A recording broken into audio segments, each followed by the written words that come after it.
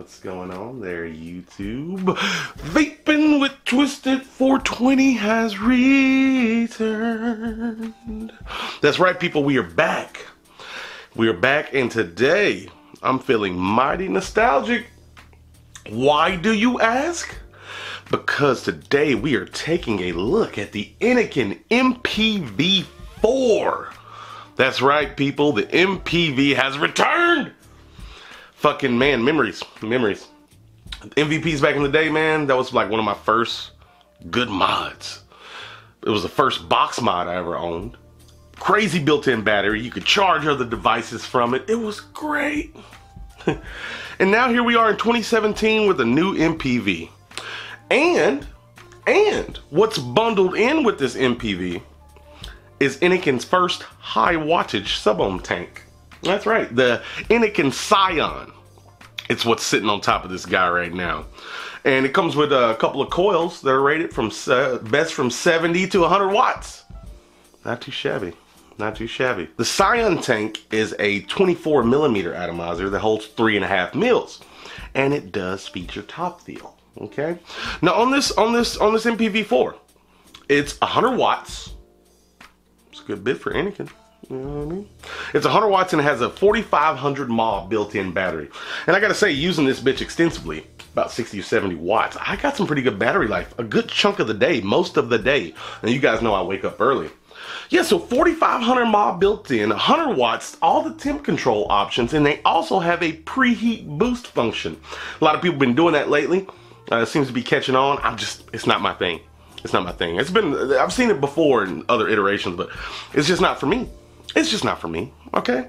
You do have micro USB out on the rear if you want to charge your phone or do some other stuff. Now, I did notice in reading the manual, they were like, look, just do this if it's your last resort, because charging from this all the time is going to weaken that internal battery significantly, and that makes sense. Online, now here's the thing about the price. Most of this is pre-order. The mod is still on pre-order. Pre-order? The mod's still on pre-order, but I've seen it for $54.99. And what's crazy is that's the price everywhere. My Vapor Store, Vapor DNA, all the websites. And it can have some strong standardizing of their pricing. They're very strict about it. I can dig it though. It's good. I mean, it's cool to go, like if you see a mod you like and it's more expensive, then you go somewhere else and it's cheaper. You're like, yeah. But $54.99 everywhere you look, just for the mod. I haven't found this package that I have and that I'm about to show you together yet. What it's gonna be all together, 70 bucks maybe. This tank, I don't know, Innokin's pretty good about making their sub-ohm tanks inexpensive. So I'm guessing 20 to 30 bucks on the tank. So the kit would probably save you a little bit of money. So theoretically, maybe 70 bucks, 65 bucks or something. I don't know. This is all speculation at this point, people. But anyway, yeah, that's what I got for you. Just the mods available to pre-order right now. They don't even have prices listed for the tanks anywhere. This thing's available in a multitude of colors. On the side of the box, they show you all the different colors. They even have a color called aquamarine, if you're into that. In the box, inside the packaging, which Innokin's always done great on their packaging. Inside the box, you get a mod, a USB cable, a tank, a vape ban, 2 coils, and an extra glass. And a few extra O-rings and seals for the Scion tank. Not too shabby on the contents inside that old package. This is still classic Innokin, people. You still got the green, the yellow, the red light indicator to let you know the battery level. It's still 3 clicks on, 3 clicks off. They've never been about that 5-click life. They've never been about that 5-click life. Since the beginning, they've been a 3-click company. And I respect them for it. No, I just had fun with that. That was fun. The screen's looking better. It's bigger. It's not as archaic as some of the previous screens on Innokin stuff. It doesn't look bad. It doesn't look bad. I like this kind of contrast that they have on the mod too, to where it goes from this matte in the center and it's kind of gloss black top and bottom. Very nice. Now we'll have to see how this paint holds up over time, but I will be using it because I like large built-in battery mods. I do.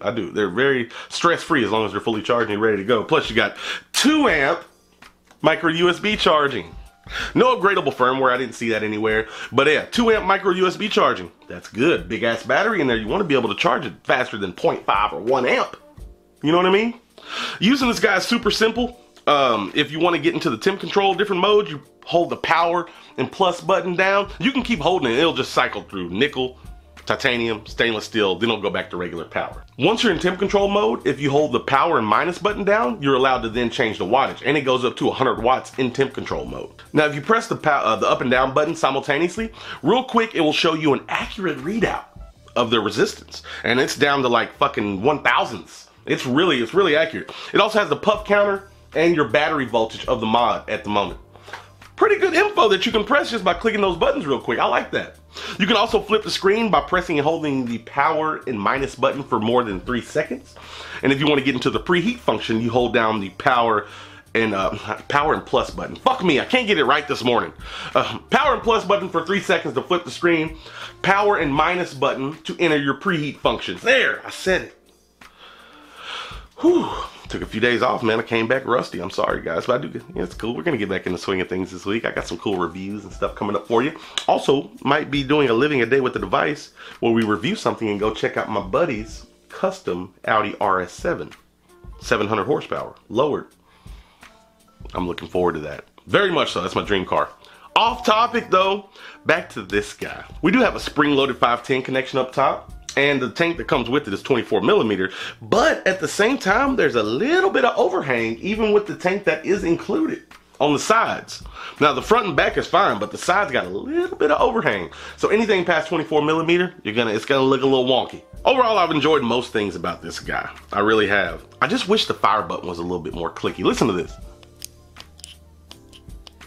I give it to them. They claim to have a 0.2 second instant fire action on this guy, and I gotta say it's accurate. Like press, press, press, press, press. It fires off quick as shit. But the button, I wish the button was. I like clicky buttons. I don't know what it is. It's always been my thing with vape stuff. I like clicky buttons. I wish the button was a little bit clickier. Really, man, for MPV in 2017, it's not much to complain about. I mean, 4,500 miles is good for the size, especially.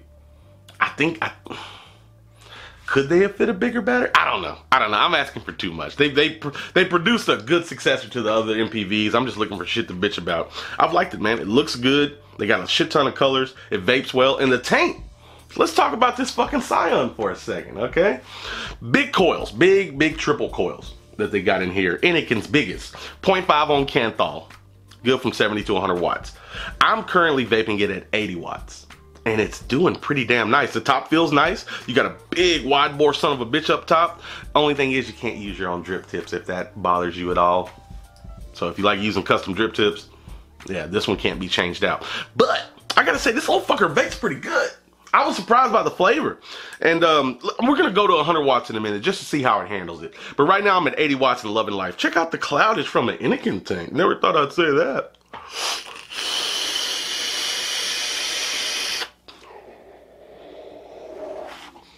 Really, it's not fucking fair though, because I could make a mini Nautilus cloud. I got good lungs. I don't know what it is. Let me get another one.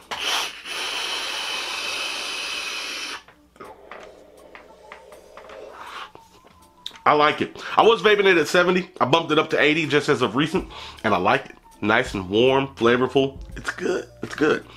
But you know what?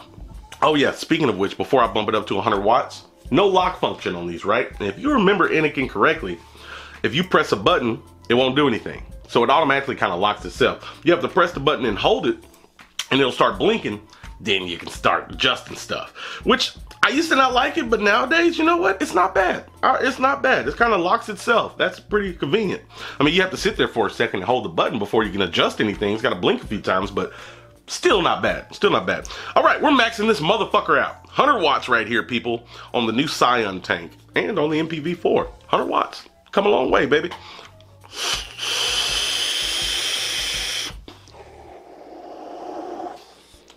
Okay.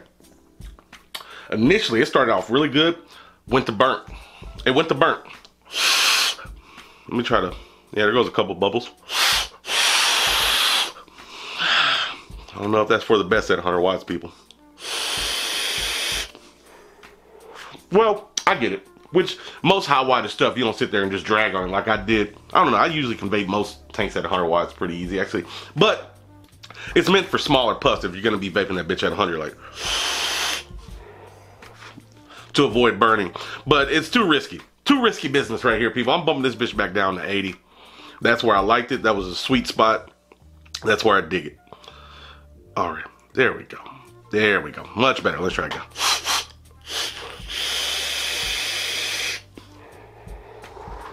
Nice, nice. Overall, people, overall, I like it. I don't have much to bitch about. You're gonna, okay, the Scion tank, you can't swap out the drip tip. There's a little bit of overhang with the tank that is included. Kind of weird. The screen is a lot brighter. It's a lot bigger than previous Innokin screens, but it's still a little archaic. But hell, most screens, I don't know. We're getting to this day and age in vaping where there's these big colorful screens, touch screens, all kinds of shit. But touch screens, we're used to nice ass capacitive smartphones. And when you're used to something working so flawlessly and you go to a mod, it's kind of, they can't quite, the tech isn't there. They haven't put the effort into it just yet. But there's some big colorful screens out nowadays, big visible screens with a lot of information. This one gives you good information. You got your resistance, you got your applied voltage, you got your wattage, you got a battery bar, and how many seconds you're hitting it. It's not bad, but I don't know. I guess really I'm not gonna pick on Innokin here. I think I'd like to see an upgrade in all screens across the board on these mods nowadays. That's just something to throw out there. Other than that though, people, it's hard to find something to fault this little guy with. Great battery, somewhat inexpensive. You can charge other shit in a pinch. 100 watts, temp control modes, preheat. Not too fucking shabby, people. Oh, and I'm sorry, I don't know if I told you. It's stable down to 0.1 in variable wattage mode and 0.05 in temperature control mode. But I'm pretty sure most of you guys probably knew that already. Yeah. Oh, maybe not. If not, there you go. Fuck it. There it is. I beat the dead horse long enough, people. I'm glad to see these guys back.